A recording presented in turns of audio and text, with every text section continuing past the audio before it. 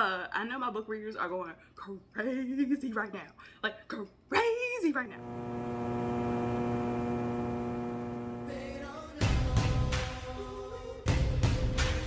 This here is all about my wife, my kids, the life that I live. Through the night, I was his. It was right what I did. My ups and downs, my slips, my falls, my trials and tribulations, my heart, my balls. Somebody stop me. Somebody come and get me. Little did I know that the Lord was riding with me. The dark, the light, my heart, the fight, the wrong, the right is gone.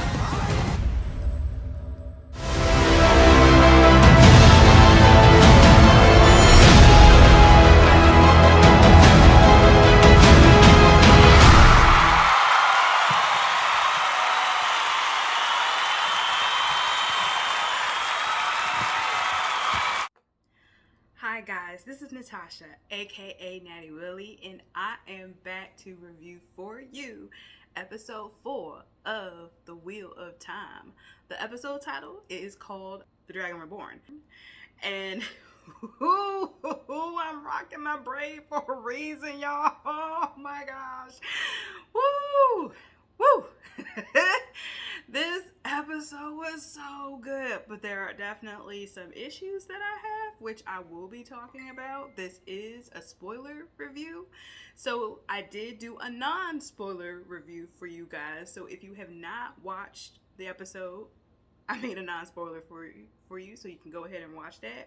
But let's just get right into this episode. So I decided to structure this episode slightly different from my other videos. I've realized that maybe I have been a little too book spoiler heavy. I want to try something different, and hopefully this will work a lot better moving forward. This episode was definitely, I feel like, 5 major parts, and then I do still want to do something for my book readers, and if for my non-readers, you guys can, hang with me until like the tail end and try and do a separate video with the Easter eggs that I've noticed. And so I may just do like a combination of like doing like 4, 5, and 6 Easter egg kind of a special, and then just focus on the individual episodes and do like a review on those in general. What I have enjoyed about the episodes so far is the fact that we get there seems to be a structure to these episodes. So we get like a pretty good opening. It'll have like an action sequence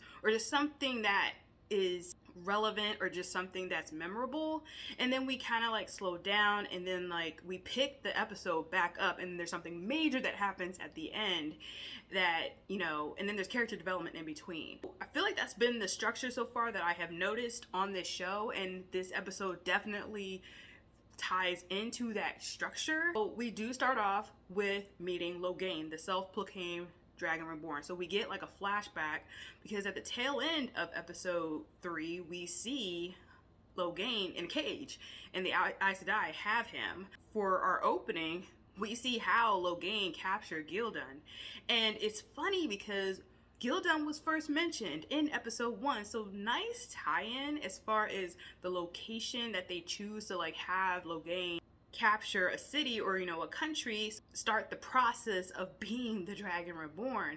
And awesome acting by Alvaro Morte. I was definitely enthralled. I was definitely like in the moment with him. I was like, ooh, hey Logan. But at the same time, like, he actually spared the king. You have him potentially like killing him, and then I did notice that it was a nice little tie-in when they did have like the little knife that the king had. I felt like that was symbolic with the sigil of Gildan, and we actually see Logan starting to go mad. He's still hearing voices. We actually see a representation of those voices in the form of the power that he has. And I did think it was this particular section of the episode, I love the one power. I love the difference between how the women wield it and how the men wield it. And you actually you kind of hear a little bit background for Logan in him hearing the voices, because you hear about him or the person or the people that he's hearing talk about his family and how they didn't believe in him. So it kind of makes you wonder, yeah, he kind of spared the king, but did he kill his family? Because Whew, that's a level I wasn't expecting at all. At the same time, you just don't know for sure. You can tell he's a dangerous dude because he is wielding his power and he's wielding it very well. Yeah, I'm gonna follow you because you spared my life, sir.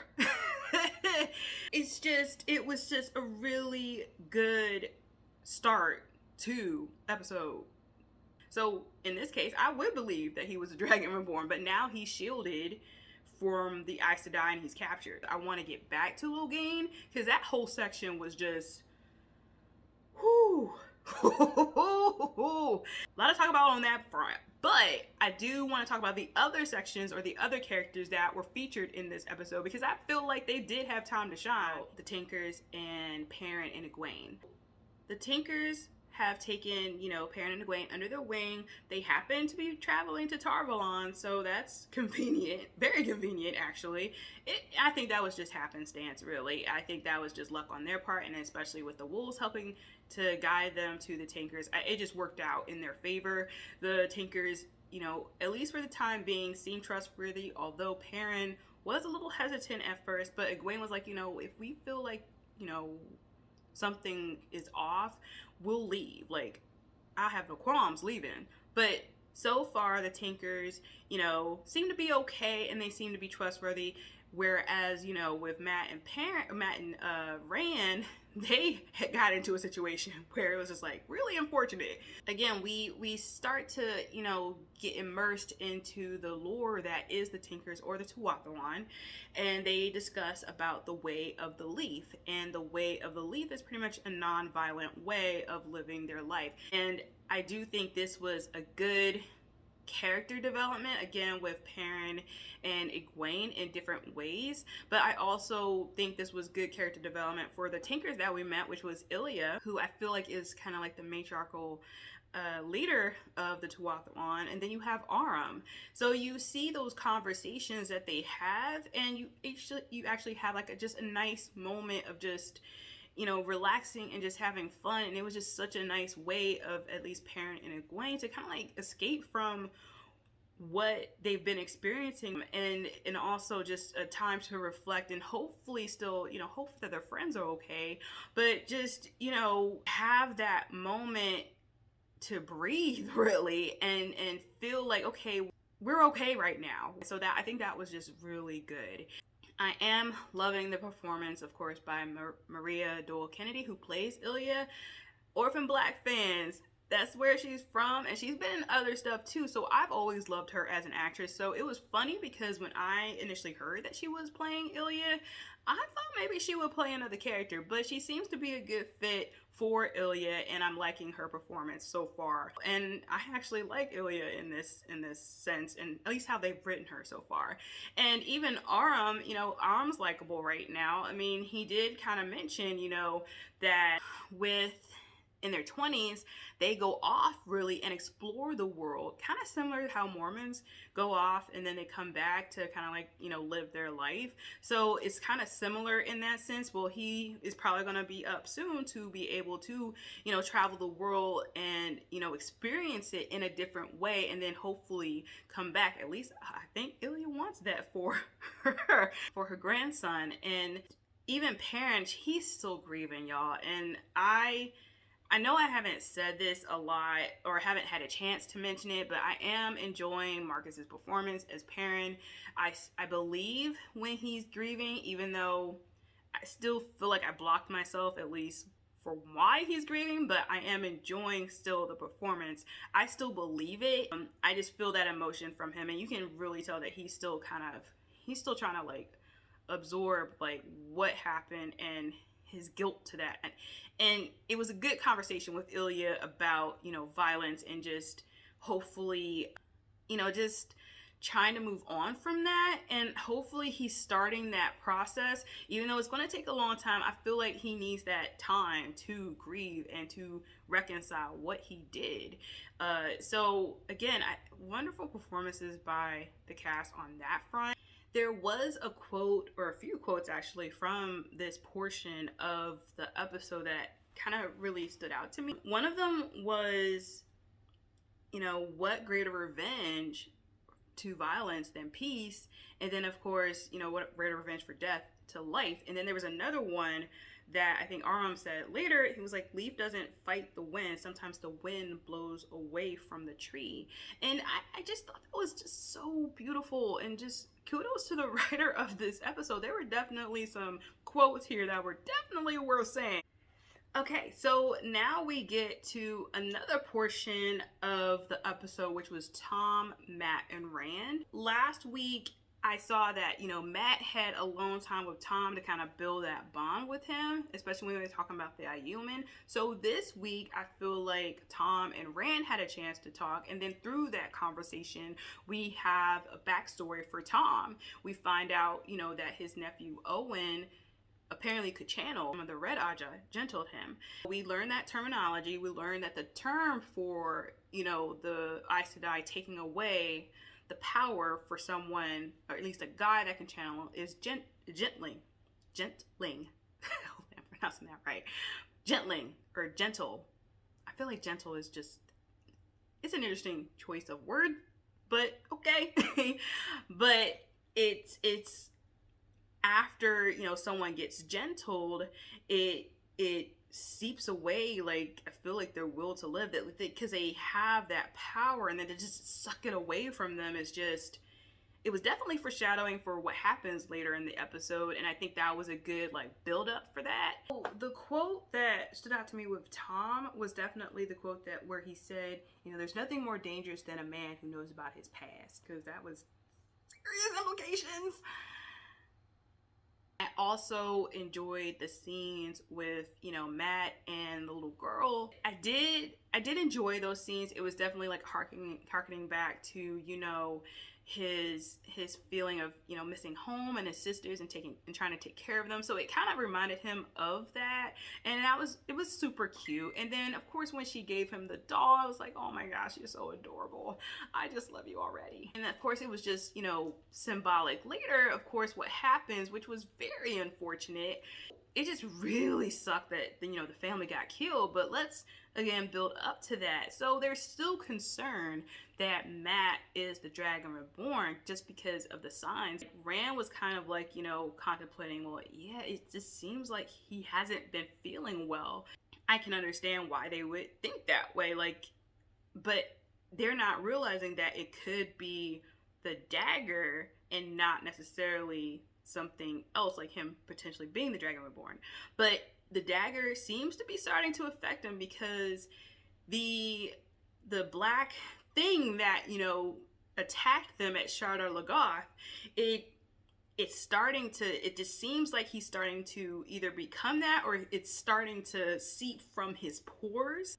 Through that, I think that's a very interesting move. I did enjoy that part of it too, because it just seems like the dagger is starting to change him in a way that he's becoming this thing that, you know, what consumed Shardar Logoth.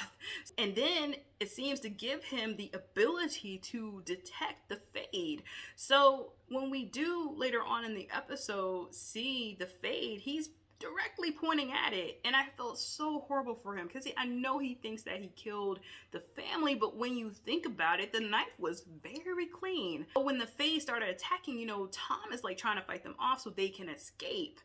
Those were just a good, like, section of the episode, and it definitely gives more character growth. And I do want to talk about the dream that Rand has. The dream that Rand has, I definitely feel like it was a little bit foreshadowing, or at least, you know, conflict within, you know, his friends, because he sees Perrin wielding the hammer, like, and it's like he's, you know, hammering at someone, and it looked like Ilya for a minute there. And then you have Matt just walking just in a daze, and something tells me that was part of what he was already doing. So he was kind of like following Matt to the house, at least until he woke up. And then you have Egwene, and then this mysterious dude, but for now I'm gonna call him Sauron.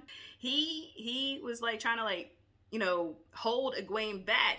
And I did find that interesting that, you know, Egwene was just talking about Rand before they got to that scene, before Rand started dreaming. So I thought that was a nice tie-in as far as like the different story arcs. And she was literally talking about him, and then he has a dream, and then like, you know, Sauron is like holding him back. So like, very smart and very like good tie-ins with the episode. And there was a name drop that, you know, the little girl had. That was actually like, I didn't even realize that's what she said until she said it. I was like, name drop! Oh my gosh! But yeah, later guys, later. So, let's get to the meat and potatoes of this episode. Okay?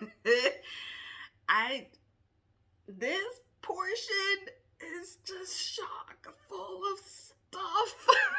So Logan is captured, and they're at like a pit stop. Moiraine is healed finally from her wound, and she was healed by Karina, who we get introduced, and we also get introduced to Alana. And those scenes, I really enjoyed those scenes. There was definitely a little politicking going on. I feel like the Aes Sedai are definitely like politicians, and they kind of like showed that just a little bit, just like their wordplay, just their way of thinking. And I did like the lines, of course, that Alana, Priyanka Rose did, and of course Leandrin, just, you know, little caveats. And of course some quotes again included. Ma'am, I don't blame you. She explains, you know, about the Battle Aja and, you know, who they are as the green. And you hear Leandrin talk about the red as well as the blue, at least her version of the blue. Like, I love it when she said, the blues are little spies that exaggerate their own importance. I flat out, I was like, come on, Leandrin, you're just hating. Leandrin also, that scene, of course, was with Nynaeve. Oh, and you did notice that Nynaeve called Leandrin a snake, right? And so she also made a little caveat too about what her role is as the Red Aja, and it is to protect against those that will use the one power for, you know, evil gains, and that includes the Aes Sedai. That just little moments like that, I was like, what the hell? Y'all just dropping stuff like, man. But I'm sorry, let me get back to Lan and Nynaeve, because let me get backtrack. So there is definitely some development between Lan and Nynaeve, y'all. Just, they had little moments too in this episode, and then they had that long moment. Nynaeve kind of like finds Lan, and he's doing like a little ceremony or like little ritual that he mentions his home, Malkier. So she, you know, speaks in the old tongue, and then he like says what it means, and then she's like, yeah, you're not what I was expecting, sir. And then he's like, well, I knew exactly what you were. And then we get interrupted by the damn battle. Yes, man, that was total cock block. I was like, the way that he was looking at her, I'm like, ooh, Daniel Henney, sir. But yeah, that was just, I love those moments, y'all. And then, like, of course, during the battle, he's like trying to protect her and just holding hands. I'm just like, and you know, it wouldn't surprise me if they got a little more aggressive than normal in the battle, because they got cock blocked. Like, seriously, like, I wouldn't blame them, okay? And there's stuff that happens later, but let me build back up to that, okay? We hear that Leandrin wants to gentle Logan before they reach Tar Valon, and Karina's like, nah, you didn't talk to me. I know you talked to other people, and they seem to be agreeing with you to a degree, but you ain't talked to me about it. And that's before everything kind of went ham. And so, you know, of course, Leandrin's like, well, you know, if he tries to escape, it'll be in our defense, right? Oh, it really makes me wonder when they had that conversation, and then like her words. I'll get back into like stuff, terminology that we learned this episode in lore, but back to that. When her words went off, and then Leandrin was like, you know, dang, the army came out and that's when he attacked. It just really makes me wonder if Leandrin kind of like let her guard down just a smidge or just enough for him to just be like, yeah, it's time to escape. But it could also be that he had that ability to just wait for that right moment when they knew that they were distracted, because he tried to do that earlier when Moiraine and Lallana had that conversation.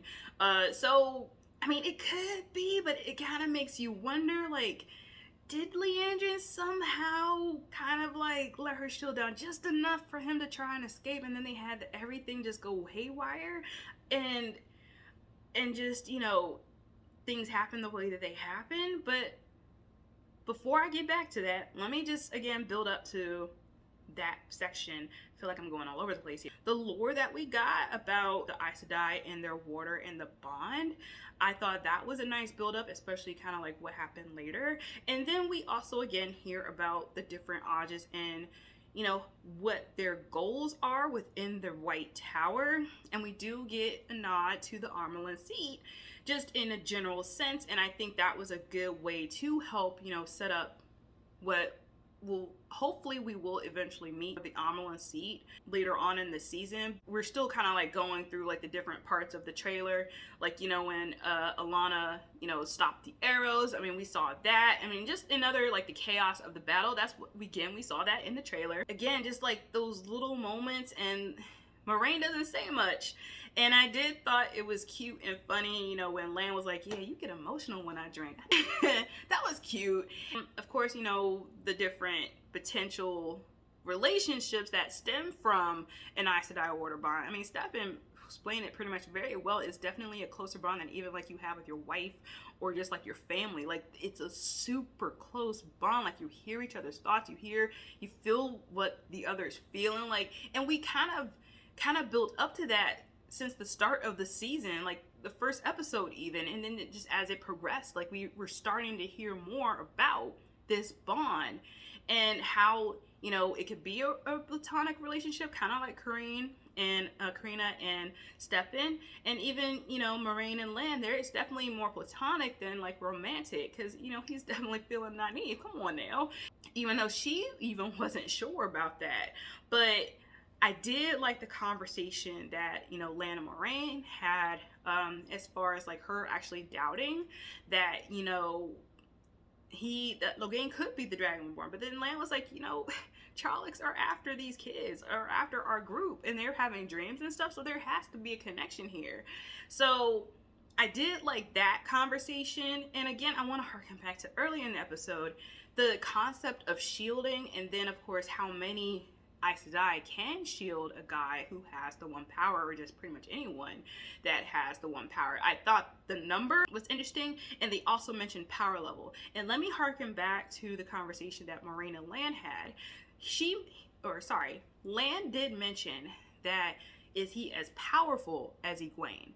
So Moiraine already knew that Egwene could channel, and I guess she also sensed her potential power level, which seems to be high, because again, she never felt something that powerful before when she switched shields with Leandrin initially. So I thought that was very interesting. And again, Leandrin even said it, like they were like the most powerful of the group to shield Logan. So I'm like, why couldn't the other ones, especially since she's been hunting men initially that can channel, I guess there are different power levels to it. So I just thought that was a very interesting dynamic.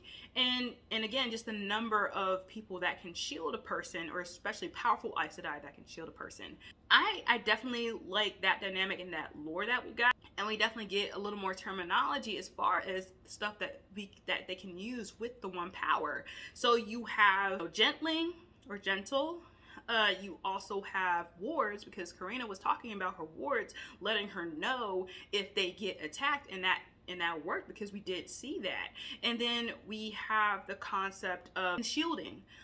So those kind of like three things we're kind of like learning. And then shielding, just not only from the one power, or like trying to shield someone from it, but also just shielding as far as like stopping stuff. Now I can kind of like start, you know, building up to the battle scene so much. I did enjoy the conversation that Moiraine and Logan had. I wasn't expecting that at all, but that is typical Moiraine. Like, she keeps stuff close to the vest. And even though she kind of like, you know, was having conversation with him, she was maintaining eye contact. Yes, she looked at her sisters, but she kind of like knew that they were kind of knocked out versus like completely like gone. So I thought that was interesting because she could sense, you know, when they were starting to, you know, make a move and he was talking. So I thought that was really cool. I do want to talk about Karina. I loved her. Clara Perkins. I loved her, and actually had like a interaction with the other cast, and you thought maybe we could get to know her a little bit, but then she winds up saving Moiraine and Leandrin from Logan, and now she's dead. Damn it. I'm just so, I mean, we got Eamon Valda. Yay, evil. Yay, Karina. Oh, you died. That was like, even though I said this was my favorite episode, I kind of take that back just a little bit just because of that. I'm just, damn it. And unfortunately, her death propels a lot of stuff forward because now Moiraine and Leandrin can do what they need to do, but also it moves Stebbins, you know, character forward in the sense of showing us how an Aes Sedai's death can affect a warder. And so he goes really ham and he's like devastated. And so he's not in his right mind, because if he was in his right mind, all he saw was his Aes Sedai dead, and then he goes completely ham. And Leandrin and Moiraine are already they're trying to shield him, and he just goes up and messes shit up. And then, you know, it causes the domino effect. Because of that, Logan was able to, you know, get just a little bit so he can break the shield. And then, of course, that affects everyone, because everyone got injured. Everyone. Oh my gosh. Even Lan. That freaked me out a little bit. I'm like, are we y'all doing that to my whew. And then of course Nynaeve's like, okay, seriously, you're trying to kill my potential boo? No sir, not today. Not today. So she just, oh my gosh, she just goes out in a blaze of glory. It just, oh my gosh, it was just, whew, that was her moment. And I'm just so, but okay, I gotta backtrack a little bit, because I was feeling conflicted with Leandrin, because and that was another terminology that we were kind of like learning in the heat of the moment. Moiraine was like, you're drawing too much power, you're kind of burning yourself out. And so she was like, nah, I don't care, he killed my sister, like she's, you know, Aes Sedai's all your sisters, like I want to get at him, so she's gonna use as much power as she needs to. She is that passionate. I was like, Leandrin, ma'am, oh my gosh, wow. And I gotta give a shout out to Kate Fleet. I feel like her name is Kate Fleetwood. Yeah, do your thing. And then of course Nynaeve, you know, heals everybody. She doesn't just heal her Lan, her boo. She heals everybody. Okay, we are just getting a tinkle of her power. Praise him. So, wow, guys, and then we end the episode with her looking at Logan, and her braids were just, that power just sucked all her braids out. She don't, her braid within a braid was like, yeah, I'm just, it's too much power, I can't hold it. But I'm tugging for you. Another brain moment, hey.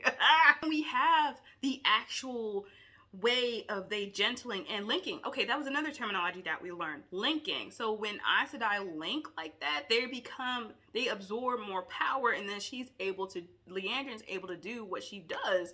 And then it's like, I was kind of like cheering, but I was kind of like, damn. Because Alana mentioned earlier that, you know, we're gentling these guys, but they could be the Dragon Reborn, and then we gentle him before the last battle, and she feels like it's coming. And even Moraine's like, okay, yeah, it's coming. Like, we feel like it's coming. So again, another harken back to that moment. So yeah, that was those sequence of moments that build up, and just that that was just so good. Oh my gosh, just whew. I am in, that was just it was just so much too.